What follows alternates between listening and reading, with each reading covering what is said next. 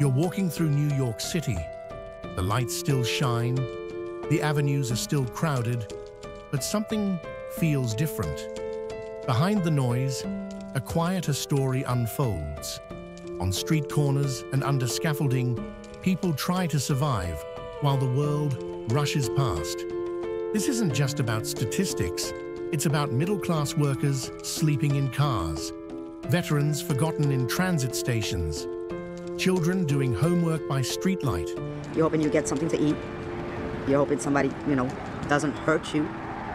And just hoping that there's hope.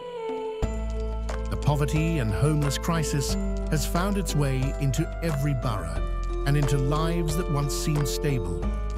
In this documentary from RoamKind, you'll follow 15 deeply human stories, not to be shocked, but to understand, not to turn away, but to look closer. Because sometimes what we don't notice reveals the most.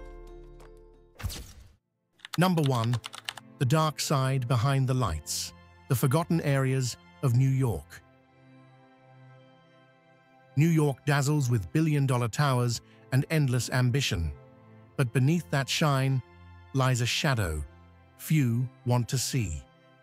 Behind the luxury of Midtown and the glow of Times Square, there are forgotten streets, cracked buildings, and quiet corners where dreams die in silence. Each night, more than 120,000 people find a place to sleep in temporary camps, the highest number since the Great Depression. And that doesn't count those sleeping under scaffolding in subway tunnels or hidden in cars, unseen, uncounted, unheard. On 34th Street, Marisol, a mother of 2, wraps her children in blankets while others rush past. You sip your latte while my son studies algebra under a street lamp. What future are we building? That's not just contrast, it's a wound. In the wealthiest city in the world, more than 40,000 children sleep without a bed. Officials say they're spending more than $650 million on shelters and support. But the shadows keep growing. So ask yourself, if the lights of this city shine so bright, why are so many still in the dark? This is more than a housing crisis. It's a test of who we are. Number 2, one bad day away, when stability becomes fragile.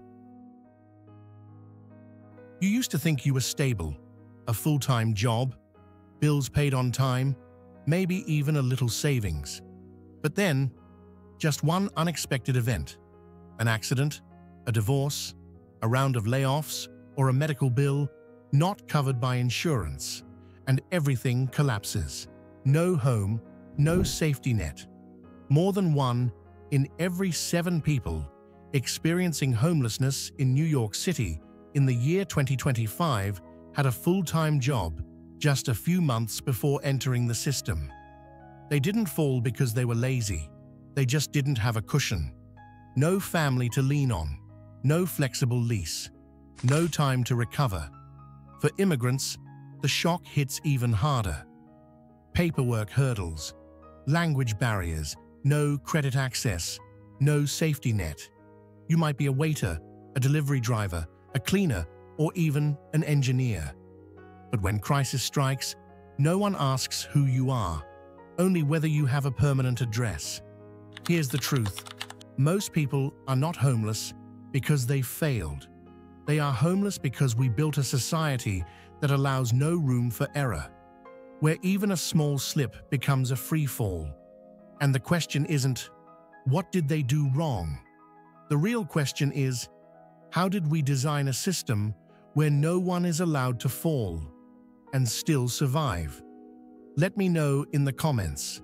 Do you think the system is collapsing or just restructuring to forget about people like you? And if you still believe you're too stable to fall, I'd say, so did the guy who invented Bed Bath & Beyond. This is RoamKind, where we don't just roam, we notice who's being left behind. Number 3, the elderly are left behind after. You spent decades working, paying taxes, raising families, and building your community. But now, in the twilight of life, something's gone terribly wrong. The safety net you count on is unraveling, just when you need it most. By early 2025, the number of adults over 60 living in poverty in New York City has more than doubled compared to a decade ago. 60 years old, I worked 35 years, I'm a college graduate, I have no record, I have never been arrested or accused of anything, and I sleep on the sidewalk. Driven by rising rents, shrinking pensions, and inaccessible healthcare. These aren't people who fail. They age into poverty, pushed out by soaring costs, shrinking pensions, and housing that's far beyond reach. As Dr. Elaine Masters puts it, they didn't fall, they were left behind by a system that stopped working. And you've probably felt it too. Rent creeping higher, medications harder to afford, job options vanishing just when retirement slips out of reach. For those without strong family support, every setback hits harder. ERs become the last resort. Social services stretched thin, failing to prioritize aging lives. This is no longer about comfort. It's about dignity, about asking, if I did everything right, why does the system abandon me now? It's a question many are afraid to ask, but one we must answer, because how we treat our elders defines who we are and who we'll become. When your time comes, will anyone be there? Or will there be a silent answer back? Number 4. The cost of living exceeds the ability to live. In New York City, 2025, working hard no longer means surviving. A modest one-bedroom apartment in Manhattan now costs more than $4,000 per month, while the median income hovers just below $5,000. Before food, medicine, or electricity, over half your paycheck vanishes. But rent is just the beginning. Groceries, childcare, transportation, prescriptions all rise while wages stay still. It's not laziness holding people back. It's an economy that punishes effort and a system that no longer catches those who fall. Even federal help is out of reach. Only 1 in 4 people qualify for assistance from programs like Section 8 or SNAP. The rest? Waiting or slipping through the cracks. As one urban economist said, the crisis isn't that people stopped working, it's that working stopped working. You show up, you try, but the finish line keeps moving, while the ground collapses beneath you. Dreams, once a paycheck away, now sits behind walls of debt, red tape, and burnout.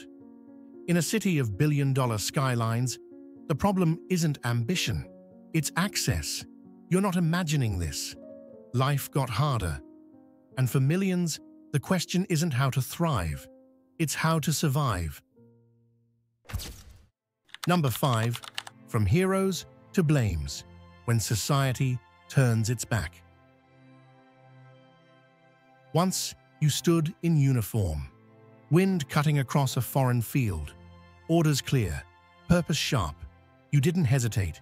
You served, not for applause, but because you believed in something bigger. But now, you're here, on a city bench, under scaffolding, in line at a soup kitchen. One of more than 600 veterans in New York City facing the harsh weight of the poverty and homeless crisis. Not because you stopped trying, but because somewhere along the way, the system stopped noticing. You carry scars, some you can explain, some you can't. Trauma doesn't always shout. Sometimes it just stays quiet and slowly unravels things. And while programs are available, access is a maze. Waitlists stretch for months, paperwork gets lost, help arrives too late, if at all. A 2025 federal study shows that fewer than 1 in 5 unhoused veterans Get regular mental health care. If you've ever tried and failed to get help, you know, numbers aren't theory. They're real people. They're you. Yet, the world often looks away. Headlines don't talk about what happened to you. Instead, they point fingers. Blame the homeless for the trash, the fear, the fading skyline. But have they ever asked, who were you before all this? What did you give up? And what was promised in return? Because you're not alone. You've seen the others, single mothers, laid-off workers, runaway teens, refugees with degrees they can't use. The sidewalk doesn't care who you were, but maybe someone watching this should. So ask yourself, many veterans wonder, if they kept their promise to serve, why does the nation seem to forget theirs? In the silence between the sirens and the streetlights, that question echoes. And maybe it's time more people heard it from you. Number 6. The shelter is really not safe. They call it shelter, but for many, it feels like a cage. By early 2025, more than 82,000 people slept in the city's shelter system each night, a record high. Yet what lies behind that statistic is rarely discussed. Shelters don't always mean safety. Jamal, a former delivery driver, put it bluntly, "I'd rather be on the streets. At least no one controls when I sleep or eat." Inside, overcrowding runs rampant. More than 100 people per floor, no privacy, and failing infrastructure. A 2024 audit found that nearly 40% of shelters failed to meet basic sanitation standards. But worse than discomfort is the fear. Theft, harassment, and even violence are common. Security is patchy, and mental health resources are threadbare. Marta, a mother, recalled, "My son cried to return to the subway." He said the shelter felt worse. The cruel irony, a place built to heal, now feels like punishment. Constant surveillance, stripped dignity, and a choice between being policed indoors or exposed but free outside. In a city of billion-dollar budgets and high taxes, is this really the best we offer to the vulnerable? Because when a shelter starts to feel like a sentence, the street, cold, risky, brutal, begins to look like freedom. Number 7. Children. Fragile dreams are stolen. According to a November 2023 report by Chalkbeat, over 146,000 students in New York City's public schools experienced homelessness during the 2023 to 2024 school year. That's about 1 in every 8 students. In a city of billion-dollar skyscrapers and soaring taxes, these kids aren't sleeping in bedrooms. They're curling up in cars, tents, or packed shelters. Alicia, age 12, says it best. "I did my homework under the streetlight. Sometimes it was too cold to hold the pencil." According to Chalkbeat, more than 50% of children in shelters are chronically absent. Their test scores fall 20 percentage points below their peers. But this isn't just data, it's a silent emergency. These kids wake up to traffic noise, not alarm clocks. They head to school hungry, exhausted, and anxious. They fall asleep in fear, not comfort, in uncertainty, not bedtime stories. While officials debate budgets, these children carry the weight of housing instability, hunger, and trauma. One 7-year-old put it plainly, "What's the point of school if I can't even stay in one place?" That's not a dropout, it's a warning. Streets? Not with my kids, thank God. I have gone through it on my own when I was 16, and I don't want that life for them. Sorry. It's okay.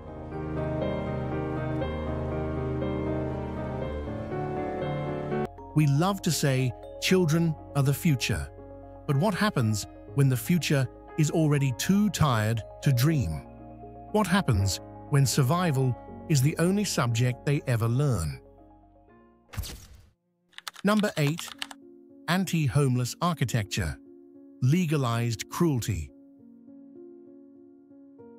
Have you ever sat on a bench with cold steel dividers between each seat? Or passed a slanted ledge that seemed oddly uncomfortable? These aren't design quirks.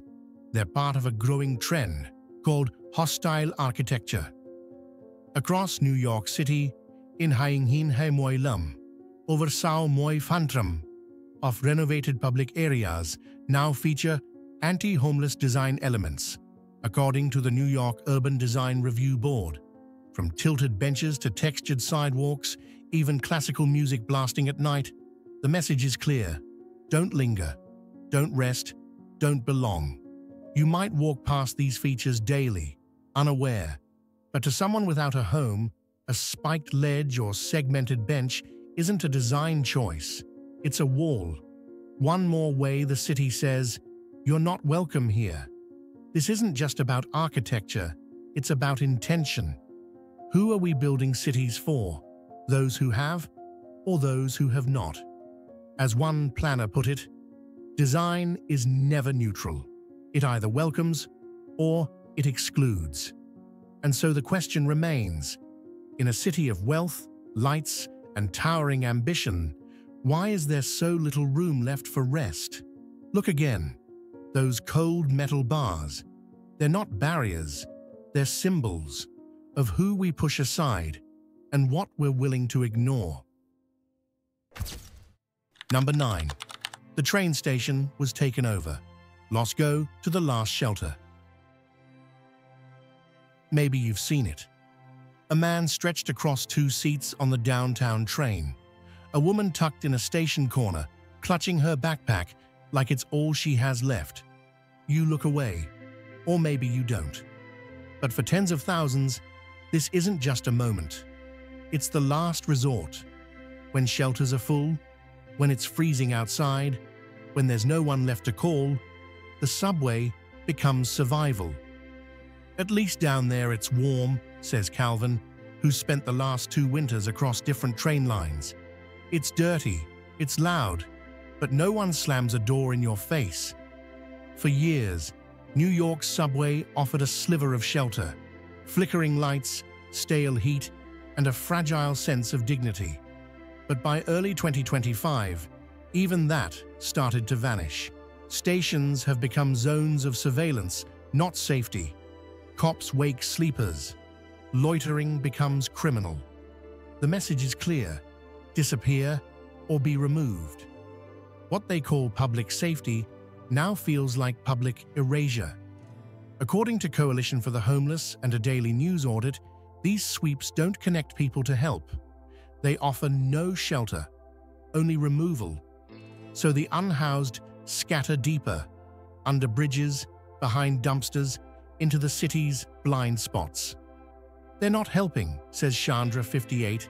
They just want us gone. And in this city of luxury towers and billion-dollar trades, the question remains: where do you go when even the last shelter is taken? Number 10. Charitable acts are criminalized. You step into a familiar neighborhood. The weather is harsh, but you're not thinking about yourself. You're carrying a few hot meals or winter gloves, just trying to help. No fanfare, no signs, just basic human decency. But then, someone stops you, not to thank you, but to warn you. Across parts of New York and beyond, laws now regulate how and where you're allowed to offer support to those experiencing the poverty and homeless crisis. In certain counties, handing out food, water, or clothing in public can be considered a violation. Fines are real, legal citations happen, and the intentions behind your actions don't seem to matter.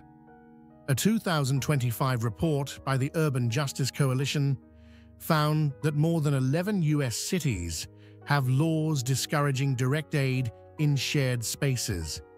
You may not see these headlines often, but if you've ever volunteered, you know the pressure. Some say they give meals quietly now, not from guilt, but from fear of being stopped. In one 2024 interview with Civic Voices, a Bronx outreach worker shared, "I never thought helping someone eat would require this much strategy. But now we meet under bridges or in alleys, not to hide, but to avoid trouble." That leaves a larger question. When helping requires caution, what does that reveal about the system we live in? Officials may point to sanitation codes or space management, but when compassion must be planned, like a covert act, you might begin to wonder, who are public spaces truly built for? You don't need laws to care. But when laws begin to shape how care is expressed, we all have something to lose. Number 11. Lingering remnants. The burden remains. They say the storm has passed. But if you walk this city with open eyes, you'll see something else. The aftermath. Blankets still line subway grates. Makeshift tents still rise in corners of public parks. The crisis no longer makes headlines, but it hasn't gone away. It's just gotten quieter, harder to notice, easier to ignore. In early 2025, more than 84,000 people in New York City remain without stable housing. That's remain without housing, not a spike, but the new baseline. But housing is only the surface. Beneath it lies a network of problems that no quick fix can solve. Underpaid informal jobs, mental health issues left untreated, families splintered by years of instability, and a public safety net that's stretched to breaking point. The narrative of upward mobility has frayed. It's no longer a ladder, but a wall without footholds. Not because people stopped trying, but because the ladder kept moving farther out of reach. And in a city of high taxes, luxury development, and billion-dollar investments, the contrast becomes impossible to ignore. The skyline grows, but the foundation, it cracks quietly beneath it all. So ask yourself, if billions spent couldn't fix this, then maybe the system wasn't built to recover anyone in the first place. Without bold, humane reform, this won't be the end of the story. It will be the new normal. Because when a society lets people fall through the cracks long enough, the cracks become the system itself. And today's silence becomes tomorrow's price, paid by everyone. Number 12. Mental illness is punished, not treated. Las Vegas dazzles with lights, but beneath its neon glamour lies a brutal truth. A city built on dreams has become a graveyard for forgotten lives. Behind the allure of casinos and shows, thousands wander, unheard and unseen. Mental illness is not treated here. It is punished. And nowhere is that more evident than in the shadows of the so-called entertainment capital of the world. Studies show that nearly 4 out of 10 people experiencing homelessness in America today also live with untreated mental health conditions. In cities like Las Vegas, where social services shrink while incarceration rises, the gap widens. It's not just about high taxes or poverty, it's about what society decides is worth saving. Every time I see a doctor, there's a cop next to me, not a nurse, says Michael, a former college student now sleeping under the city's glowing signs. I'm not a threat. I'm sick. He is not alone.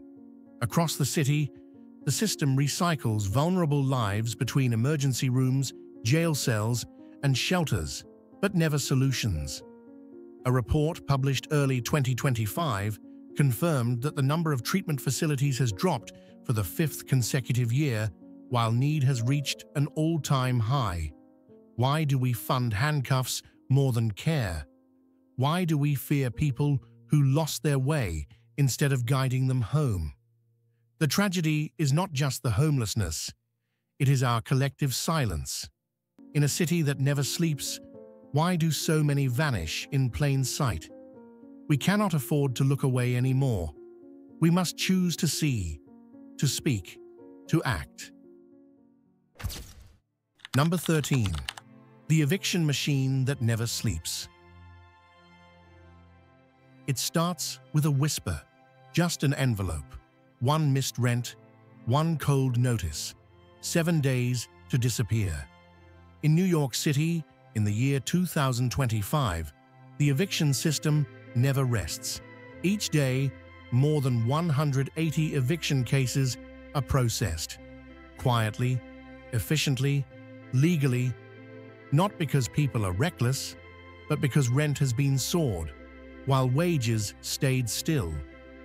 In some boroughs, rents increased more than 30% in 2 years, but the minimum wage barely moved.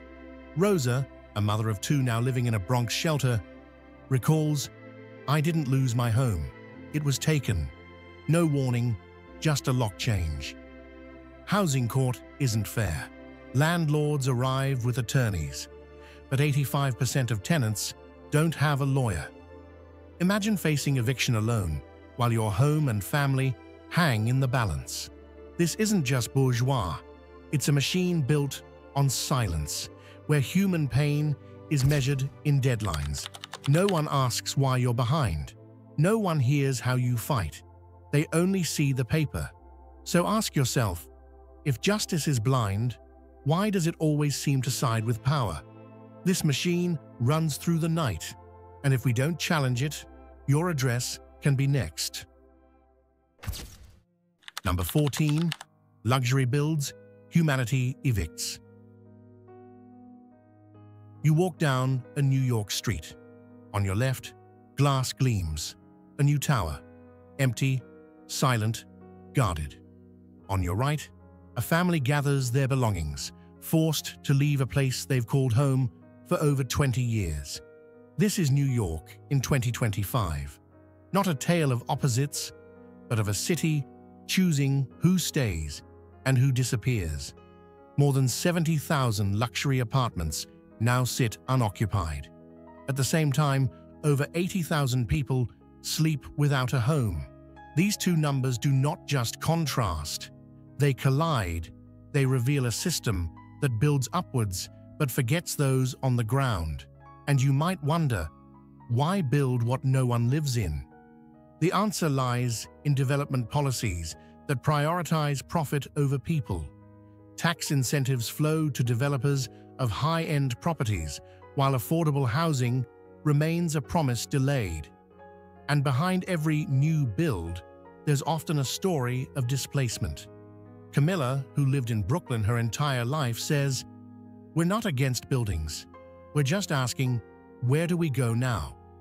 Her family was asked to leave the same week steel beams rose outside her window. Now, the place she loved is a lobby she cannot enter. You see, this crisis isn't loud. It doesn't come with sirens. It moves in silence, masked by glass and granite. It evicts not just people, but memory, community, and belonging. So ask yourself, if cities keep rising for the few, who is left below? Who decides whose story is worth keeping and whose story gets paved over? In a city that touches the clouds, what is the worth of a life lived at street level? Number 15. The disappearance of compassion. A crisis of culture. Sometimes it doesn't hit you right away. It's not the tense or cold stares. It's the moment you look into someone's face and realize no one else has, in days. In New York, beneath the towers and speed, lies a quieter collapse, not of steel or funds, but of feeling. More than 80,000 people now live without shelter in this city. Yet what cuts deeper is how often you stop seeing them. This isn't carelessness. It's what life here teaches. Keep moving, keep strong, never look down. You didn't choose to lose compassion. You were conditioned to mute it. The media repeats labels. Threat, burden, not names, not neighbors. I used to be someone until no one saw me anymore, says Elijah, 22, who lost his parents to COVID. His words don't accuse. They ache. They ask for presence, not pity. No one is truly invisible until we make them so. And in that silence, we too begin to vanish, piece by piece. So here's your mirror. What fades first? The roof over your head, or the belief that someone still sees you beneath it? The world doesn't lose its soul all at once. It disappears in every glance we avoid, every name we forget to ask. Behind New York's shining skyline lies a story few dare to face. This crisis isn't just about homelessness, it's about dignity, survival, and how society treats its most vulnerable. So ask yourself, if this happened to someone like you, would anyone reach back, or would you vanish like the rest? This video is based on real data, true stories, and verified reports. It aims to raise awareness and spark human-centered action, not blame. If this moved you, please like, share, and subscribe to RoamKind. And don't forget to turn on notifications so you won't miss our next deep dive, because change starts with awareness, and awareness starts with you.